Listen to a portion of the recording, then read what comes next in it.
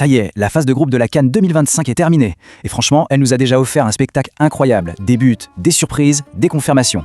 Allez, on décortique ensemble les chiffres et les moments forts de ce début de tournoi. Voilà, 36 matchs intenses de jouer et les premiers verdicts commencent à tomber. Alors, quelles équipes ont vraiment marqué les esprits? Quels sont les stats qu'il faut absolument retenir? C'est parti, on regarde ça de plus près. Eh bien, s'il y a une chose sur laquelle tous les experts s'accordent, c'est que cette édition de la CAN elle est ultra offensive. C'est peut-être même l'une des plus spectaculaires de ces dernières années. Et pour le prouver, les chiffres parlent d'eux-mêmes.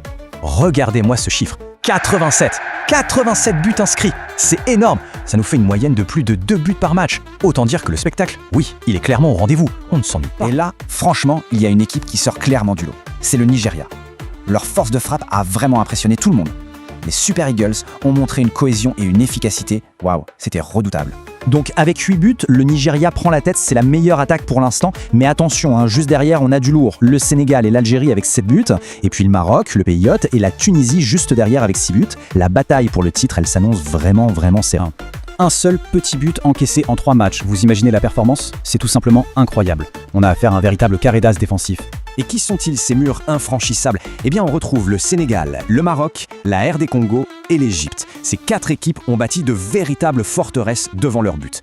Pour l'instant, en tête d'affiche, on a un trio de choc qui se partage la première place avec 3 réalisations chacun, Riyad Mahrez, Ayoub El Kaabi et Brahim Diaz. La lutte va être passionnante et regardez, il y a même une petite compétition interne dans l'équipe du Maroc. Mais qui dit surprise, dit aussi déception. Pour certaines équipes, le rêve s'est arrêté net. On pense notamment à la Zambie, aux Comores, à l'Angola, au Gabon, à la Guinée équatoriale, des équipes qui ont dû faire leur valise bien plus tôt qu'espéré. Et ça nous rappelle une chose essentielle dans cette CAN à 24 équipes. Chaque erreur se paie cash. Le niveau est tellement relevé qu'il n'y a pas de match facile. Pas de place pour le moindre regret. C'est la dure loi du football.